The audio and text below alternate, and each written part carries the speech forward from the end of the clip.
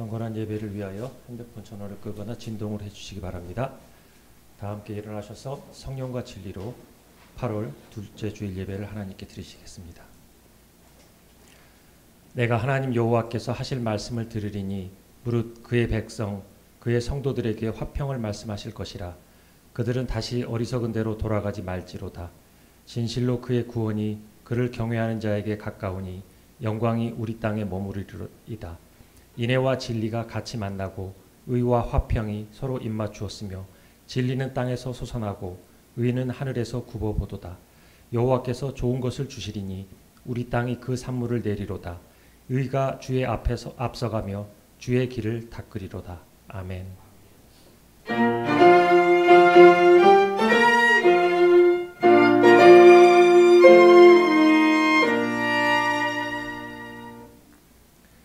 의로우신 화평의 하나님, 세상은 불안하고 공평하지 않습니다. 불의가 도처에 즐비합니다. 주님의 마음을 아프게 할 일들이 끊이질 않는 것 같습니다. 그런 세상에서 저희들의 삶에 동행하시며 죄와 허물을 용서하여 주시고 생명과 빛으로 인도하여 주심을 감사합니다. 지난 한 주간도 지켜주시고 오늘 거룩한 예배 자리로 불러주심을 감사합니다. 힘들고 어려운 상황 가운데서도 그동안에 주님이 주신 수없이 많은 은혜를 잘 기억하여 주님 주시는 평안과 축복을 기쁘게 누릴 수 있게 하옵소서. 언제 어디나 계시는 주님을 의식하여 이웃의 어려움에 공감하고 의로운 길에 용기 있게 나설 수 있게 도와주옵소서. 불공평한 세상이 조금이라도 더 공평해지도록 힘쓰고 불의한 세상에서 하나님의 말씀을 좇아 의를 행하는 복을 누릴 수 있게 하옵소서. 오늘도 예배 내내 성령 하나님 임재하셔서 정성으로 드리는 예배를 기쁘게 받아주시고 여러 가지 이유로 오늘 이 자리에 함께하지 못하는 지체들과도 성령 하나님이 함께하셔서 하나님의 마음을 느끼게 하옵소서. 예수님 이름으로 기도드리며 이제는 주님께서 가르쳐 주신 기도를 함께 드리오니 하늘에 계신 우리 아버지여 이름이 거룩히 여김을 받으시오며 나라의 마옵시며 뜻이 하늘에서 이루어진 것 같이 땅에서도 이루어지이다. 오늘날 우리에게 일용할 양식을 주옵시고 우리가 우리에게 죄 지은 자를 사하여 준 것 같이 우리 죄를 사하여 주옵시고 우리를 시험에 들게 하지 마옵시고 다만 악에서 구하옵소서. 나라와 권사와 영광이 아버지께 영원히 있사옵나이다. 아멘.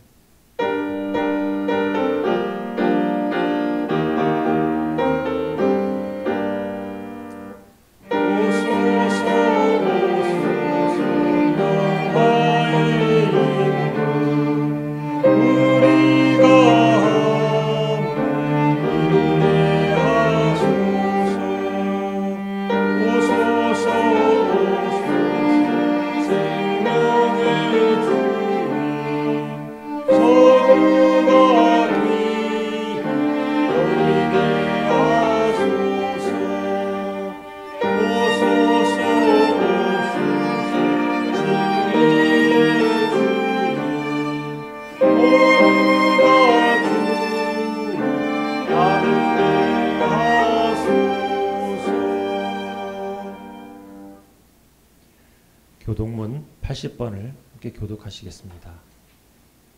교독문 80번입니다.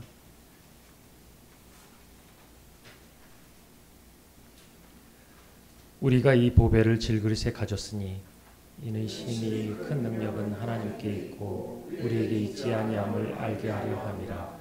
우리가 사방으로 우겨쌈을 당하여도 쌓이지 아니하며 답답한 일을 당하여도 낙심하지 아니하며 박해를 받아도 버림바 되지 아니하며 거꾸리짐을 당하여도 망하지 아니하고 우리가 항상 예수의 죽음을 몸에 짊어짐은 예수의 생명이 또한 우리 몸에 나타나게 하려 함이라. 우리 살아있는 자가 항상 예수를 위하여 죽음에 넘겨짐은 예수의 생명이 또한 우리 죽을 육체에 나타나게 하려 함이라. 아멘. 전능하사 천지를 만드신 하나님 아버지를 내가 믿사오며 그 외아들 우리 주 예수 그리스도를 믿사오니 이는 성령으로 잉태하사 동정녀 마리아에게 나시고 본디오 빌라도에게 고난을 받으사 십자가에 못 박혀 죽으시고 장사한 지 사흘 만에 죽은 자 가운데서 다시 살아나시며 하늘에 오르사 전능하신 하나님 우편에 앉아 계시다가 저리로서 산자와 죽은 자를 심판하러 오시리라. 성령을 믿사오며 거룩한 공회와 성도가 서로 교통하는 것과 죄를 사하여 주시는 것과 몸이 다시 사는 것과 영원히 사는 것을 믿사옵나이다. 아멘.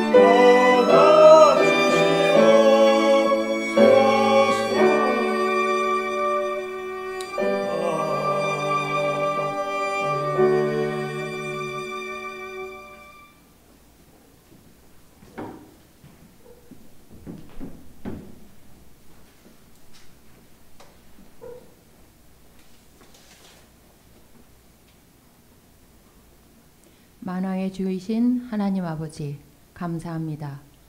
우물음 교회가 함께 모여서 하나님을 찬양하고 주의 영광의 앞에 영광의 전에 이렇게 나왔습니다.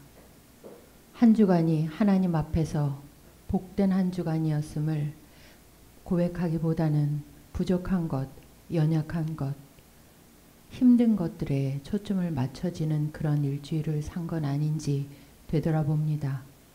하나님의 백성으로 하나님의 자녀답게 하나님의 귀한 제자답게 살아가는 법이 아직도 익숙하지 않습니다. 그저 하늘로부터 내려온 감사한 사랑뿐인데 그것이 우리에게 이렇게 낯설고 우리의 마음에 자리를 잡는 데 참 시간이 오래 걸리는 것 같습니다. 아버지, 우리의 이런 부족한 마음 그대로 두 팔 걸려 아버지가 나아갑니다. 우리를 맞아주시고 우리를 안아주시고 우리를 사랑한다 말씀하여 주시는 귀한 시간 되게 하옵소서. 역사하시는 하나님을 우리가 참 작게 소홀히 보는 것 같습니다. 통치하시는 하나님을 우리가 참 외면하는 것 같습니다. 저희는 점점 소멸되어 가나 우리 안에 살아계신 성령이 점점 풍성해지는 그런 귀한 삶을 살고 싶습니다. 하나님 말씀으로 우리를 다시 갖춰지게 하시고 찬양으로 다시 우리가 누구인지 알게 하여 주시옵소서. 우리가 우리의 주위에 있는 사람들에게 삶으로 선포할 때마다 하나님 분별할 수 있는 영을 허락하여 주시기를 기도합니다. 우리의 자리가 곧 그리스도의 자리임을 명심할 수 있도록 주님 저희들을 연약한 무릎을 세워주시기를 기도합니다. 하나님, 저희가 후원하고 있는 4명의 아이들 기억하여 주시고 그 아이들 밝게 자랄 수 있게 하시고 부족함 없게 자랄 수 있게 하시고 특히 복음이 들어갈 수 있도록 그런 환경을 하나님께서 만져주시기를 기도합니다. 오모름교회 귀한 청년들이 있습니다. 각기 다른 처소에서 지금 있지만 하나님 그들에게 하나님 함께하여 주시고 그들이 하늘의 꿈을 꿀 수 있는 하늘의 소망을 마음속에 간직할 수 있고 그것으로 충만하다 그렇게 고백할 수 있는 날들이 바로 찾아올 수 있기를 간절히 소망합니다. 주의 영이 이 시간 우리에게 함께 하셔서 잠잠히 하나님의 말씀을 보고 듣고 가르치게 하옵소서. 감사하며 예수님의 이름으로 기도합니다.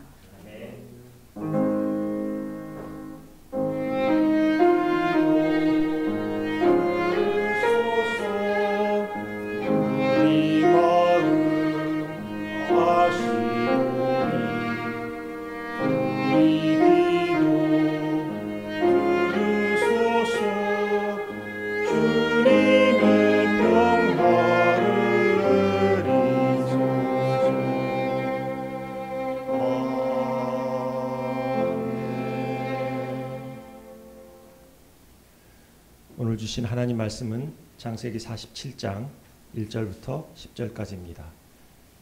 창세기 47장 1절부터 10절까지입니다. 제가 봉독하겠습니다. 요셉이 바로에게 가서 고하여 이르되 내 아버지와 내 형들과 그들의 양과 소와 모든 소유가 가나안 땅에서 와서 고센 땅에 있나이다 하고 그의 형들 중 5명을 택하여 바로에게 보이니 바로가 요셉의 형들에게 묻되 너희 생업이 무엇이냐? 그들이 바로에게 대답하되 종들은 목자이온데 우리와 손조가 다 그러하니이다 하고 그들이 또 바로에게 고하되 가나안 땅의 기근이 심하여 종들의 양떼를 칠 곳이 없기로 종들이 이곳에 거류하고자 왔사오니 원하건대 종들로 고센 땅에 살게 하소서. 바로가 요셉에게 말하여 이르되 내 아버지와 형들이 내게 왔은즉 애굽 땅이 내 앞에 있으니 땅의 좋은 곳에 내 아버지와 내 형들이 거주하게 하되 그들이 고센 땅에 거주하고 그들 중에 능력 있는 자가 있거든 그들로 내 가축을 관리하게 하라. 요셉이 자기 아버지 야곱을 인도하여 바로 앞에 서게 하니 야곱이 바로에게 축복하매 바로가 야곱에게 묻되 네 나이가 얼마냐? 야곱이 바로에게 아뢰되 내 나그네 길의 세월이 130년이니이다. 내 나이가 얼마 못 되니 우리 조상의 나그네 길의 연조에 미치지 못하나 험악한 세월을 보내었나이다 하고 야곱이 바로에게 축복하고 그 앞에서 나오니라. 아멘. 주의 말씀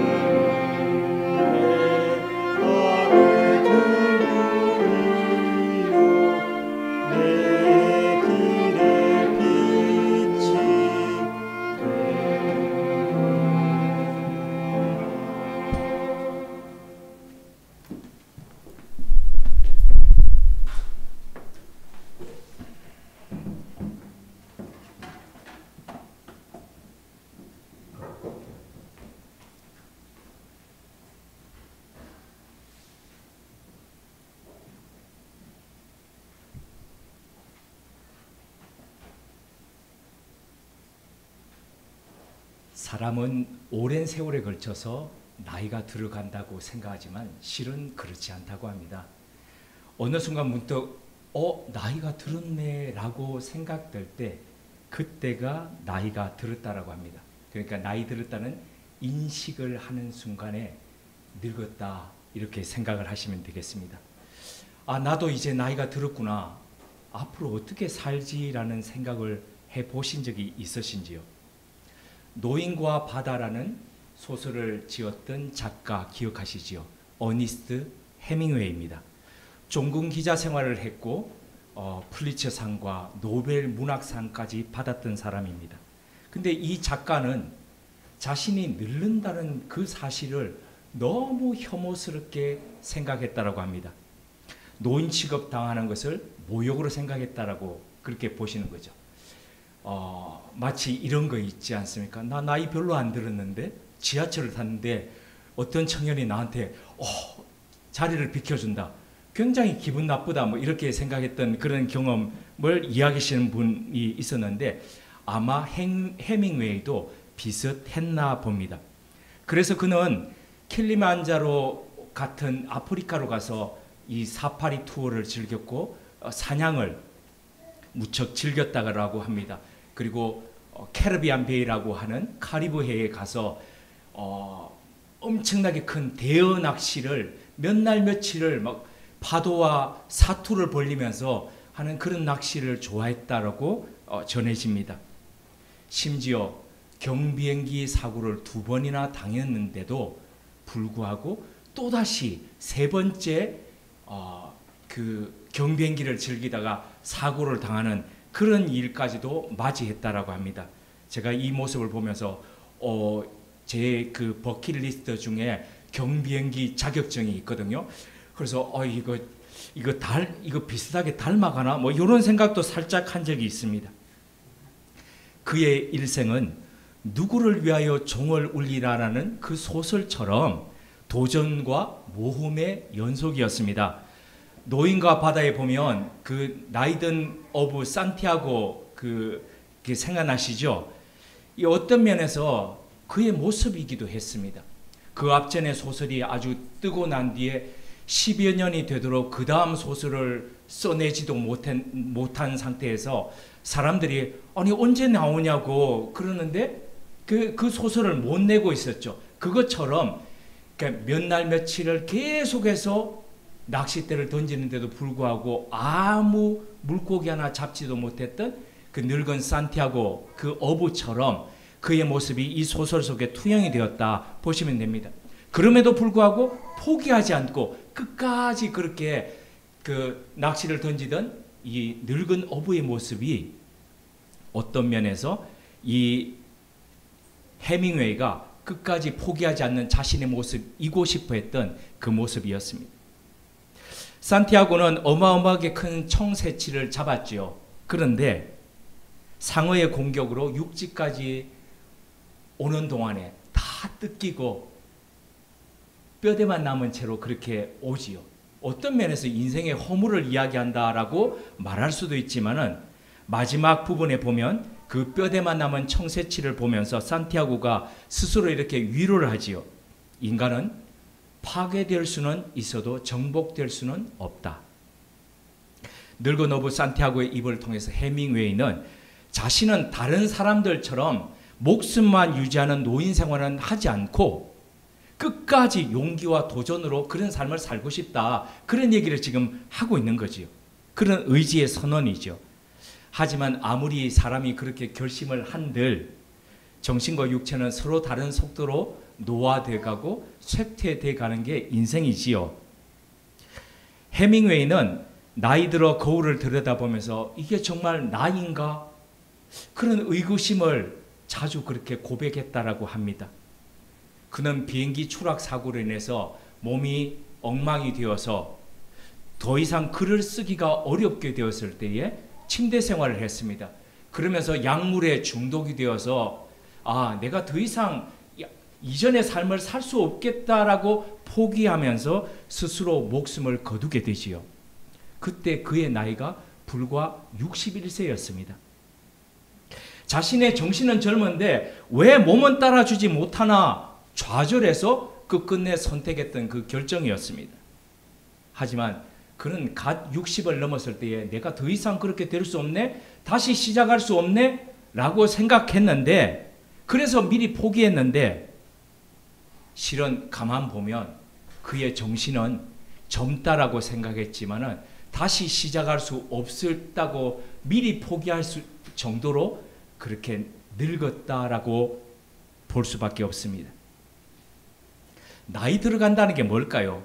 그냥 쇠락하고 늙어간다는 것, 그런 것일까요? 이것 말고는 없을까요? 나이 드신 부모님을 모시고 이 병원 저 병원을 투어해 보셨던 분들은 아마 더 절감하셨을 것 같은데, 나이 든다는 게 이렇게 하나하나씩 다 고장나고 그렇게 살아가는 것일까? 지난 주 중 태풍이 지나가고 난 뒤에 금요일이 되었을 때에 금요일 정오에 그때까지도 비가 흩뿌리고 있었습니다. 교회 이 주변 도로에 비를 맞으면서 리어카에 한가득 폐지를 모았던 한 70대 어른이 힘겹게 리어카를 끌고 가고 있었습니다. 그 모습을 보면서 혼자 이런저런 생각을 해보았습니다. 앞으로 나는 어떻게 하면은 남에게 기대거나 아니면 피해를 끼치지 않고 노년의 경제 생활을 해갈 수 있을까?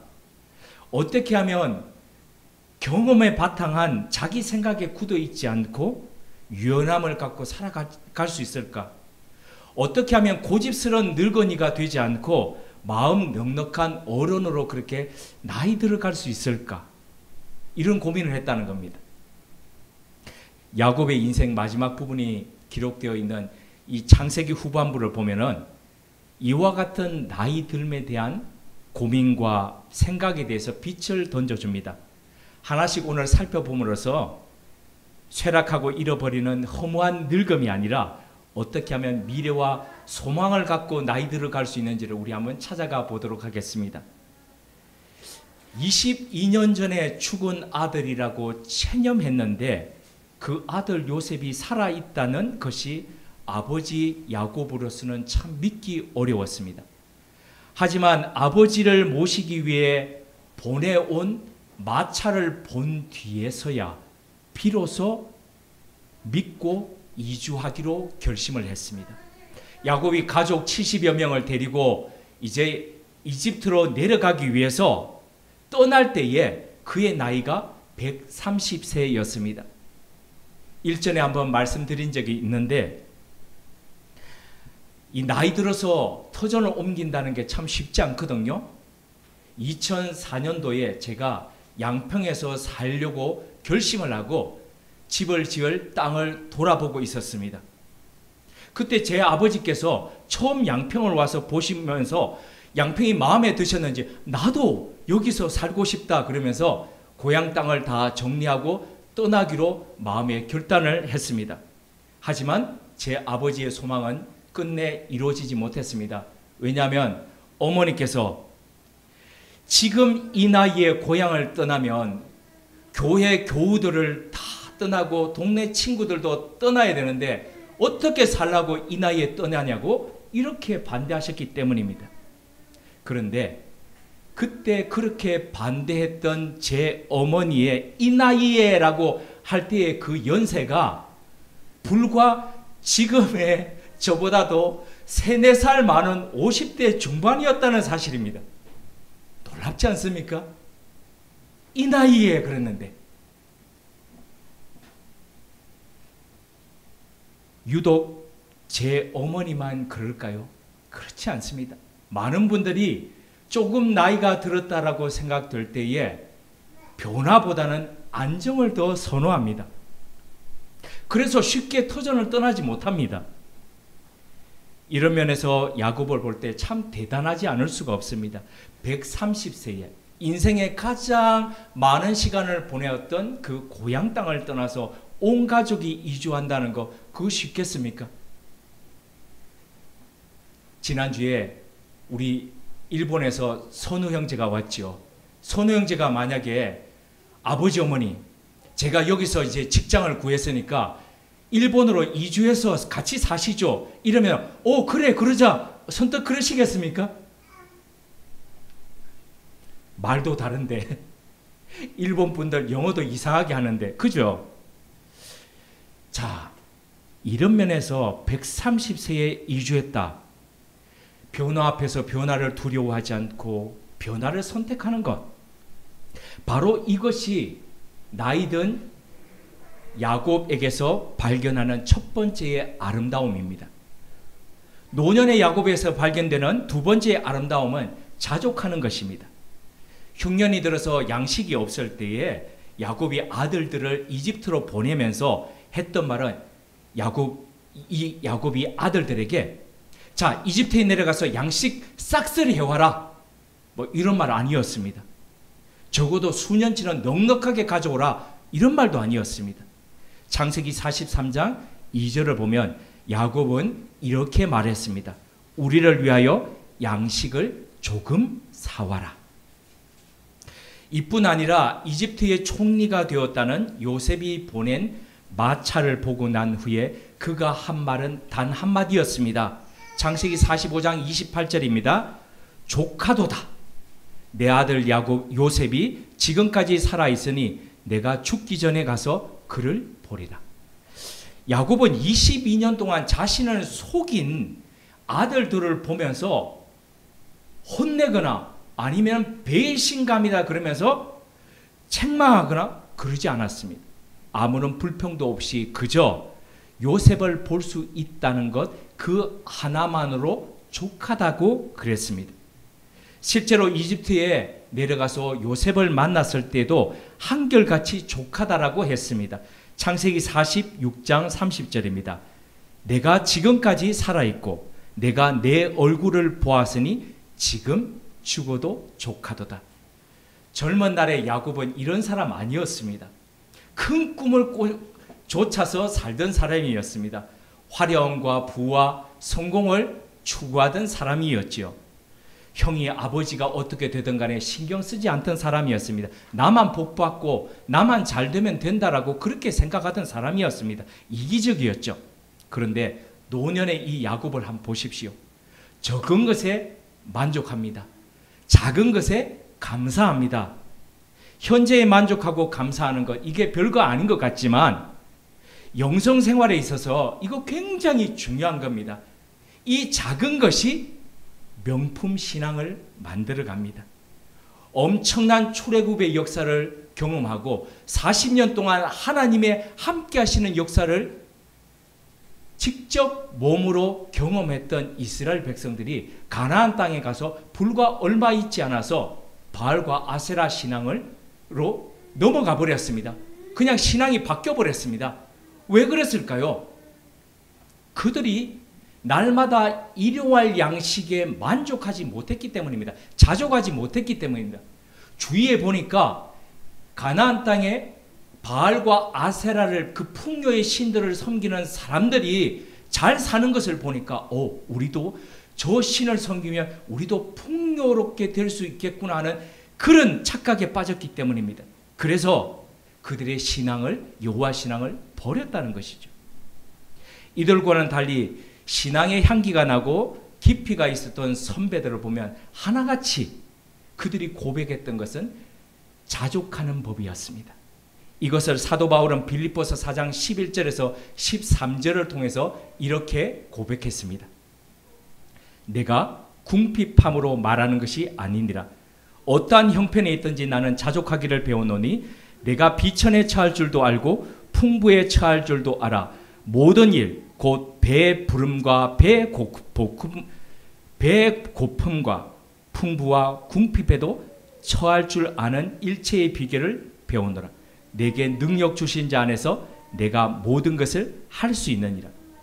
자족의 비결은 내게 무엇이 있어서 뭘 할 수 있고 없어서 할 수 없다는 것이 아니라 없음에도 불구하고 내게 능력 주시는 그분 안에 내가 있기 때문에 내가 할 수 있다. 그렇기 때문에 풍요로움에도 거할 줄 알고 빈곤함에도 거할 줄 안다는 것이죠. 바로 이것이 자족하는 신앙인의 모습입니다. 노년의 야곱에게서 발견되는 이 아름다운 모습이기도 합니다.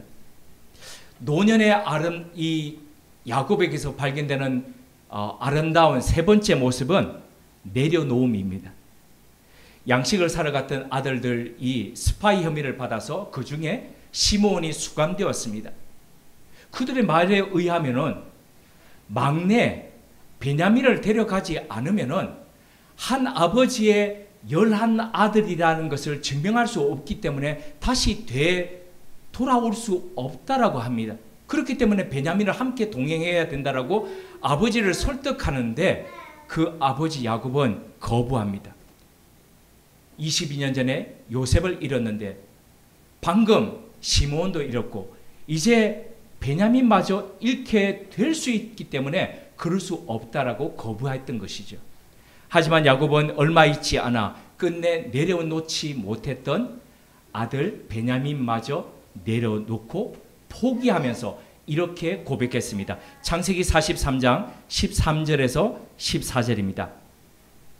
내 아우도 데리고 떠나 다시 그 사람에게로 가라.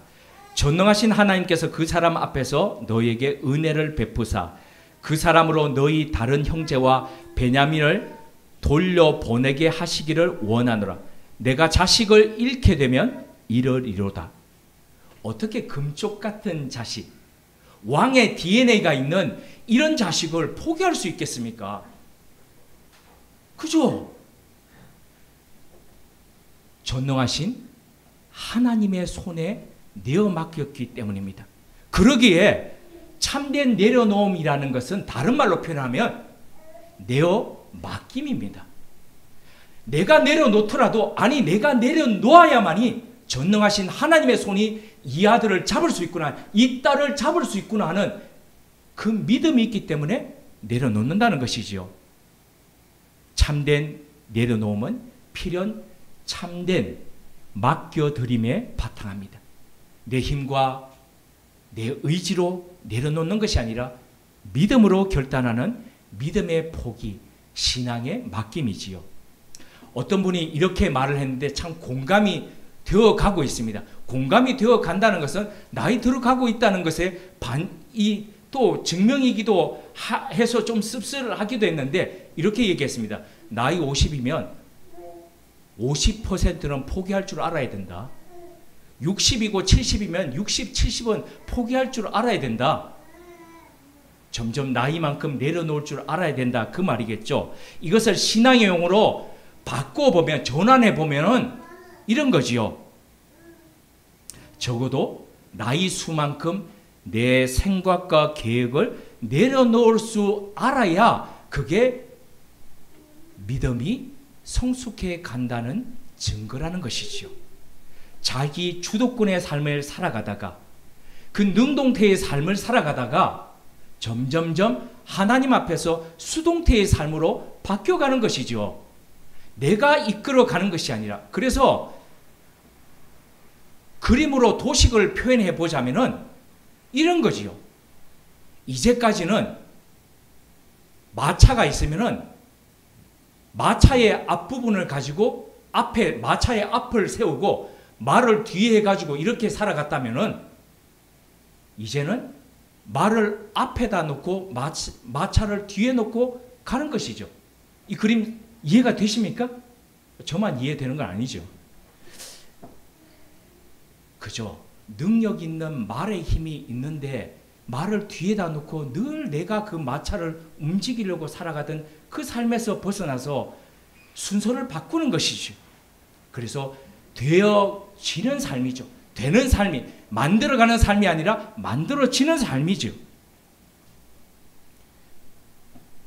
자기 주도적 능동태의 삶을 살던 사람이 점점 세월이 더해갈수록 하나님의 뜻에 내어 맡기는 수동태의 삶을 살아가는 것, 노년의 야곱에게서 발견되는 나이 들매 아름다운 모습입니다. 내어놓음, 맡겨드림입니다. 노년의 야곱에서 발견되는 네 번째 아름다움은 축복하는 삶입니다. 이집트에 130세에 도착했던 야곱은 그 이후에 17년을 그곳에서 삽니다. 그러다 별세합니다. 육체가 쇠잔해져서 명을 다해가면 기운이 딸립니다. 삶의 퀄리티가 낮아지죠. 근데 창세기 후반부를 읽다 보면은 이 마지막 17년이 전체 147년의 인생 전체 야곱의 삶 중에서 가장 아름답고 품이 있고 향기 나는 삶이었다는 것이죠. 그가 17년 동안 그러면 이집트에 와서 한 일이 뭘까요? 그것은 바로 축복하는 삶이었습니다. 이집트에 도착해서 가장 먼저 한 일은 절대 권력자였던 파라오 앞에 가서 이 나이 든 할아버지가 그 파라오를 축복했습니다. 아니, 네 나이가 몇이냐? 이럴 정도로 이거 아들들 보니까 별로 나이 든 것 같진 않은데, 그런데 외모가 보니까 너무 나이가 들어가지고 도대체 몇 살인지 구분되지 않을 정도로 그렇게 나이 들은 모습이었지만, 그런 노인이었지만은 절대 권력자인 그 파라오 앞에서 당당하게 그 파라오를 하나님의 이름으로 축복할 정도로 그는 축복하는 사람이었습니다. 삶을 살아가면서 그곳에서 요셉의 아들들을, 이방에서 태어났지 않습니까? 그런데도 자신의 아들로 품으면서 그 아들들을 축복했습니다. 마지막 숨을 거두기 전 아들들 중에 얼마나 속썩였던 아들들 있었습니까? 아버지 가슴을 찢어 놓았던 아들들이지 않습니까? 그런데 그 아들들의 미래를 바라보면서 그 아들들을 하나같이 다 축복했습니다. 이것이 바로 노년의 야곱에게서부터 발견되는 아름다운 모습입니다. 제가 거주하는 집이 산자락에 있지요. 그 집에 올라가기 위해서는 가파른 언덕길을 올라가야 됩니다. 눈이 오고 비가 많이 올 때에 이게 미끄러지지 않을까 생각될 정도로 그렇게 가파릅니다. 걸어서 올라가면은 헉헉 숨이 좀 찰 정도입니다. 그런데 그 오르막 중간에 늘 변함없이 승합차를 주차해 놓고 쭉 줄지어 가지고 승용차들을 주차해 놓는 빌라 거주자들이 있습니다. 일명 주차 빌런들입니다. 쭉 오르막길은 쑥 올라가야 되는데 그 차들 앞에서 멈춰가지고 쭉 속도를 줄여가지고 이렇게 우회해가지고 비가 많이 왔을 때 길이 움푹 파여가지고 더 덜컹거리면서 힘든 시간들을 올라가다 보니까 마음속에서부터 불끈불끈 감정들이 왜 안 올라오겠습니까? 근데 이 축복하는 야곱을 묵상하다 보니까 내가 이러지를 못했네 하는 깨달음이 들었습니다. 그래서 앞으로 이렇게 살아야지 생각을 했는데요. 얼마까지 그렇게 살지는 모르겠는데 계속해서 물론 다짐을 해야 되겠지요. 하나님, 이제까지는 이것이 그랬다면 하나님 이 사람에게 복 주십시오. 이 사람이 잘 돼가지고 주차장에 있는 집에 살게 하시고 그리고 더 다른 사람을 앞으로 배려하면서 그렇게 살아가는 사람 되게 해 주십시오. 제가 이렇게 살아야지, 축복하면서 살아야지 생각을 했습니다. 우리는 세상에 비뚤어진 것들, 어긋난 것들을 보면서 지적하고 고치고 대항하면서 그렇게 살아갈 수 있습니다. 네, 그렇게 살아가야지요. 세상이 바뀌지요. 그런데 나이 더 들어가면서는 더 너그러움으로 축복하면서 그렇게 살아갈 수도 있습니다. 이 두 가지가 별개가 아니라 같이 연결되어 있습니다. 그것은 사람을, 세상을 더 아름답게 만들어가는 일이기 때문입니다. 이것이 바로 노년의 야곱에게서부터 발견되는 아름다운 모습입니다. 품격입니다. 노년의 야곱에게서 발견되는 마지막 아름다움은 영성의 향기입니다. 누구나 일정 나이가 되면 노화가 시작됩니다. 노화로 인한 증상이 여러 가지가 있는데 가장 먼저 오는 것이 어딜까요? 맞습니다. 눈입니다. 눈. 노안이 먼저 옵니다. 노안의 이 현상이 크게 두 가지입니다. 하나는 가까운 게 안 보입니다. 두 번째는 쉬프트가 잘 안 됩니다. 가까운 것보다가 먼데 보면 초점이 금방 안 맞춰집니다. 먼 것보다 가까이 보면 또 안 마주칩니다. 전환이 잘 안 되는 거죠. 굳어져 간다는 겁니다. 이 눈의 수정체가 탄력성을 잃어간다는 것이지요. 현대에 그나마 눈 치료나 수술 등 여러 가지 해결책이 있지만은 과거 이 수천 년 전에 150세에 가까이 살았던 이 야곱이 마지막 이 눈에 얼마나 어려움이 있었겠습니까? 시력을 거의 상실했다고 합니다. 앞이 안 보였다는 것이요. 그런데 야곱의 마지막 모습을 보면요, 엄청난 반전이 있습니다. 육신의 눈은 어두워졌는데 하나님의 뜻을 깨닫고 분별하는 영적 해안과 통찰력은 타의 추종을 불허했다고 합니다. 야곱 당시에 가장 하나님의 뜻을 발견하고 알았던 사람이 누굽니까? 요셉 아닙니까? 그런데 요셉조차도 자신의 두 아들 가운데서 하나님의 뜻이 두 아들 중에 므낫세와 에브람 중에 누구한테 있는지 몰랐습니다. 당연히 장자라고 생각했습니다. 그런데 눈이 캄캄한 이 아버지가 오른손을 차남에게 올리고 왼손을 장남에게 올리자, 아버지 그거 아니에요, 틀렸어요, 아버지 아들 바뀌었어요. 몰랐다는 거죠, 하나님의 뜻을. 그런데 영적 눈이 밝았던 이 아버지 야곱은 아들아 안다 라고 하면서 이렇게 이야기했죠. 어린 동생이 더 크게 되고 더 많은 민족을 이루게 될 것이다. 놀라운 영적 통찰력입니다. 12아들을 축복할 때도 앞을 제대로 보지 못할 때였습니다. 하지만 장래의 일들을 알아보면서 그 아들들의 미래를 하나하나 같이 깨알같이 자세하게 이야기하면서 축복했습니다. 놀라운 영적 깊이가 아닐 수 없습니다. 뿐만 아니라 마지막 숨을 거두기 전 요셉에게 반드시 자신의 시신을 가나안 땅 막벨라 굴에 묻어달라고 유언했지요. 하나님께서 장차 너희 12아들들을 인해서 큰 민족을 이루고 그리고 반드시 여기를 떠나서 가나안 땅에 이르게 하실 것이다. 그때에 나는 어떤 존재로 하나님 앞에 서 있게 될 것이다는 그런 부활의 신앙을 가지고 있었다는 것이죠. 이를 예수님께서 마태복음 22장 31절에서 32절을 통해서 그것이 실현되었음을 다음과 같이 증거하셨습니다. 죽은 자의 부활을 논할진대 하나님이 너에게 말씀하신 바 나는 아브라함의 하나님이요 이삭의 하나님이요 야곱의 하나님이로라 하신 것을 읽어보지 못하였느냐. 하나님은 죽은 자의 하나님이 아니요 살아있는 자의 하나님이시니라 하시니. 야곱은 147세로 이집트에서 죽은 것으로 끝난 게 아니었습니다. 여전히 그가 부탁했던 그곳에서 부활해서 하나님 앞에서 살아있는 존재로서 그렇게 있었다는 것이죠. 이 어찌 아름다운 노년의 모습이 아니다라고 할 수 있겠습니까? 지금까지 창세기에서 야곱을 만나보셔 아시겠지만 야곱의 인생은 결코 순탄치 않았습니다. 젊을 때 탁월한 욕망과 에너지에 잠식된 삶이었죠. 성취와 성공의 길 가운데서 이게 누가 나가 떨어지고 중간에서 그리고 아파하고 울더라도 개의치 않았습니다. 내가 원하는 것 가지면 그거 그만이다라고 생각했습니다. 그는 그 삶을 살아가는 동안에 수많은 대가를 치러야 했습니다. 어머니와 헤어진 이후로 어머니의 마지막을 지키지 못했습니다.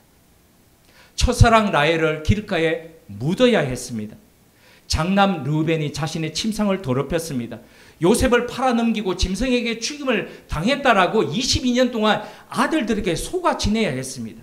이 삶이 얼마나 고달프고 아프고 고통스러웠는지, 힘이 들었는지 야곱의 외모는 실제보다 더 늙어 보였습니다. 바로 앞에서 고백했듯이 험악한 세월을 보냈던 그런 나그네의 삶이었습니다. 하지만 그럼에도 불구하고 오늘 살펴보았듯이 노년의 야곱은 아름다웠습니다. 나이 들면서도 변화를 선택할 줄 알았고 자족하는 신앙인이었고 믿음으로 내려놓을 줄 아는 사람이었습니다. 만나는 사람마다 축복할 줄 아는 사람이었습니다. 그리고 무엇보다도 비록 육신은 쇠잔해 가고 그럼에도 불구하고 영적 통찰력은 더 깊어져 가고 더 그 향기는 더해가는 믿음의 선조였습니다. 이 아름다운 나이 들매 깊이와 품격이 우리의 인생 가운데서도 펼쳐지기를 주님의 이름으로 기원드립니다. 함께 기도드리겠습니다. 하나님, 나이 들어간다는 것을 어떻게 바라보며 어떤 모습으로 살아가야 할지를 야곱을 통해 보게 하시니 감사드립니다.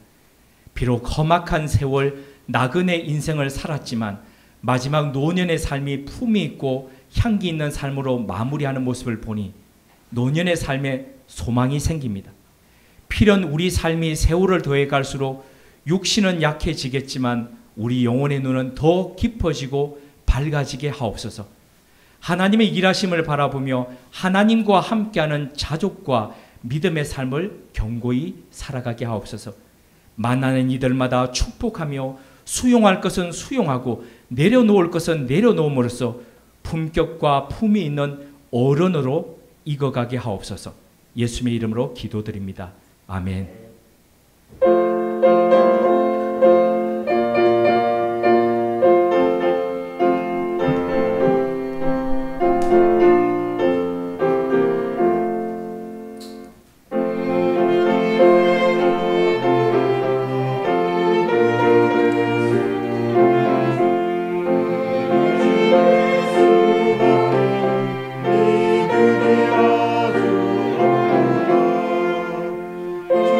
주의 반석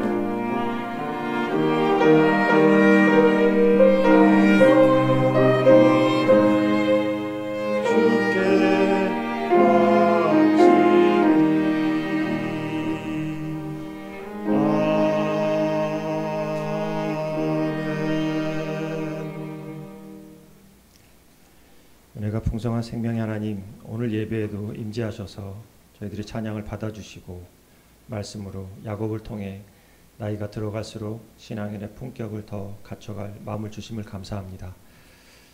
나이가 들더라도 변화와 도전 정신을 포기하고 싶지 않습니다. 착각에 빠져서 크고 화려한 것을 추구하기보다는 모든 것, 특히 작은 것에 감사하고 자족할 줄 아는 아름다운 신앙인이 되기를 소망합니다.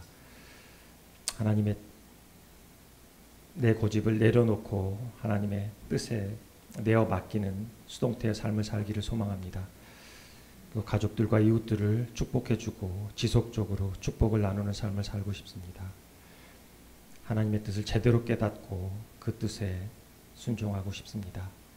나이가 들수록 저희들이 육신과 심령이 약해질 수 있는데 성령 하나님이 더 굳건히 지켜주실 것으로 믿고 감사하며 하나님이 주신 것의 일부를 다시 정성스럽게 하나님께 올려드립니다. 드리는 정성을 기억하여 주시고 하나님이 기뻐하신 일에 쓰임받게 하옵소서. 예수님의 이름으로 봉헌 기도드립니다. 아멘. 앞뒤 좌우로 인사를 나누시겠습니다. 안녕하십니까?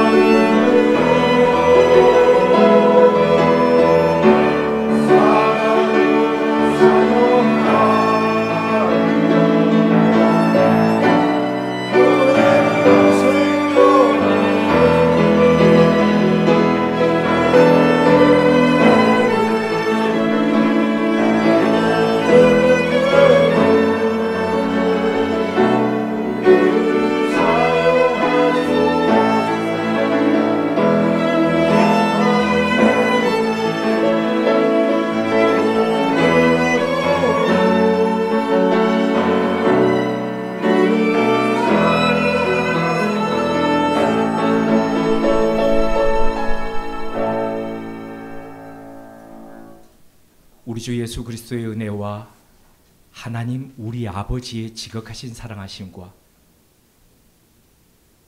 성령님의 감화하시고 교통케 하시는 역사가 나이 들어갈수록 쇠잔하고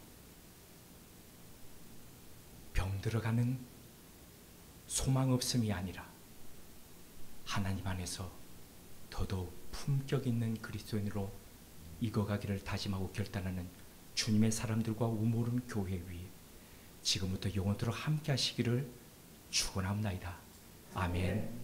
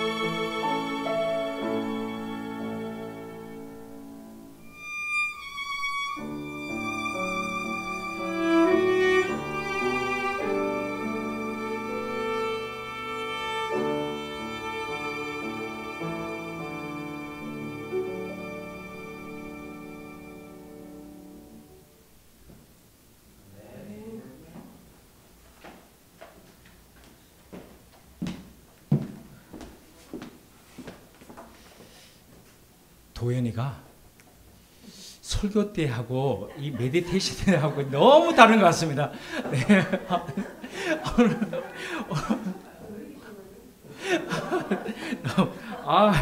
설교하고 이게 명확하게 구분하나 봅니다. 네.